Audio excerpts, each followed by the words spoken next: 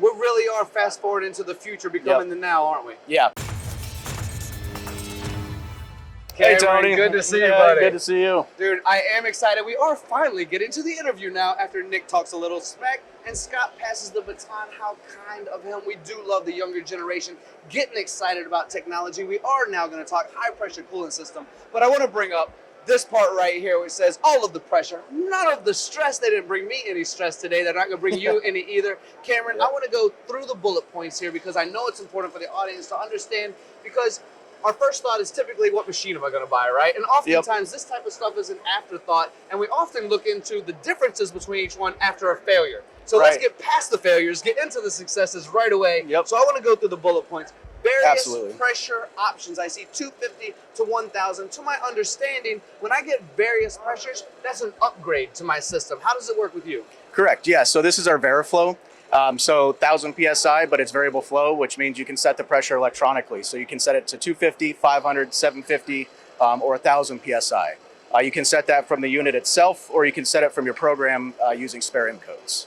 And to my knowledge, based on how much pressure we need, 1,000 can sometimes be overkill, but occasionally we need it as well. I did work in the micro machining world, so the ease of being able to switch that from one to the other is kind of what we're highlighting here? Yeah, correct. So the ease of being able to switch the pressure is what we're highlighting, as well as the adaptive flow control. So, and tell me a little bit more about adaptive flow. Yeah, so the adaptive flow, it's not a fixed flow system, so anytime that you don't need a full 8 gallons a minute, the system is automatically going to reduce the speed of the pump to just supply enough pressure to make that, or just enough flow to make that pressure that you've selected. So it's intuitive in that sense, whereas in most cases it would say, you've set it here, we're going to run it here. It actually pays attention to what's necessary and needed versus what's overflow and not required. That's what that whole adaptive flow control is? Yep, exactly, the adaptive flow control. And so that does a number of things. Reduces coolant foaming, it's more energy efficient, just more control over your process.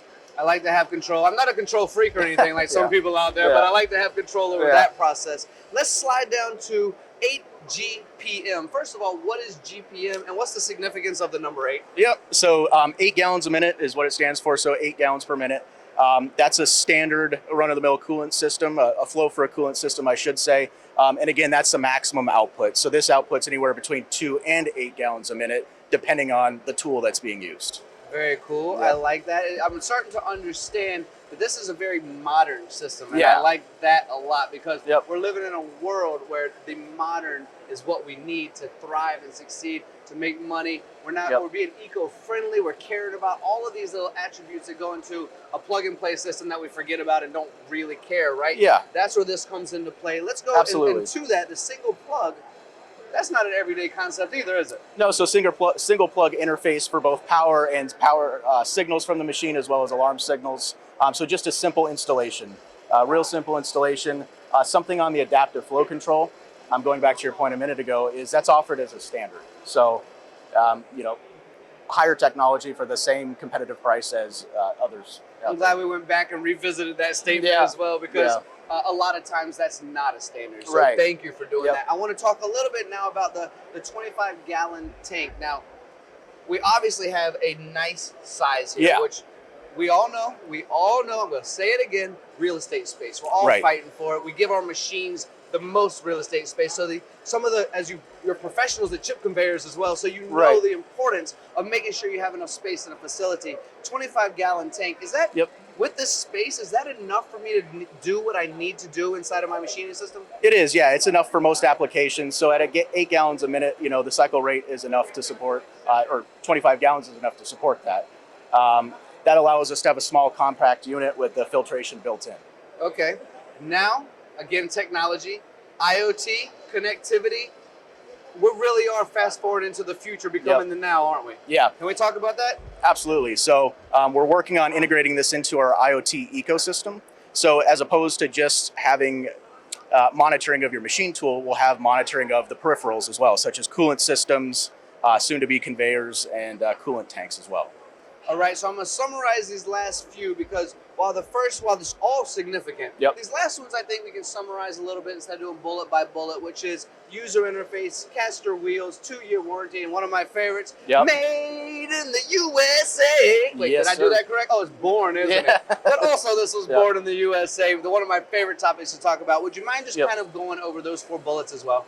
Yeah, so the user interface, that speaks to the touchscreen, or not touchscreen, but the UI on the unit, as well as the integrated status light. So our logo glows different colors based on the status of the unit, as opposed to a tower stack light.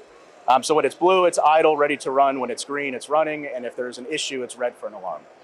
Cameron, did you just tell me that you have now turned this branding into a color-coded scheme as well? Which I know that you're doing a little bit of that on the conveyor side of things, where you'll cut out a person's name. But you guys really are forward thinking and making sure that everything's connected, everything's eco-friendly, everything's space-friendly as well, and then just a little bit of fun with the colors here in the name. Exactly, yep, just a little bit of a flair to it, yep.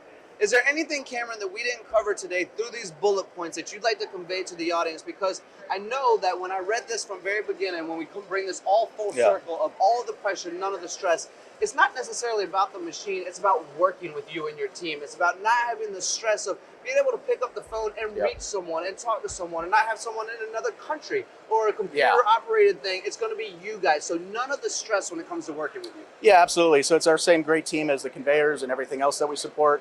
And really we focus on simplicity. Everything from quoting to purchasing to installing to servicing. That's really what we're focused on, is a simplistic unit that you get a lot of value out of. Yeah, I mean, in summary, we're talking Hennig. It's a family you've known for a long time in all parts of the machining world, now bringing this brand new, can I use the word sexy? Of course I can, sexy product to manufacturing for all of you guys. If you want to know more, you know where to find. I mean, Scott is a legend, like we talked about, but you got Cameron as well, kind of the creator of all of this. Really in-depth knowledge that'll allow you to succeed as well. Can we pop on a website real quick to let everyone know where they can find out more about this technology? Yes, so find us online at www.hennig, worldwide.com. Absolutely perfect. This is my buddy Cameron. This is the next generation of influencers and creativity and engineers and technicians we need in our lives to keep manufacturing succeeding here in the U.S. and around the world. Cameron, you're incredible. Hey, thanks a lot. Appreciate it. We also appreciate Scott and not Nick. We don't appreciate Nick today, but we do appreciate him on making chips and a lot of other subjects, but not Liverpool. Thank you all for watching. We know how important your time is and how valuable that is.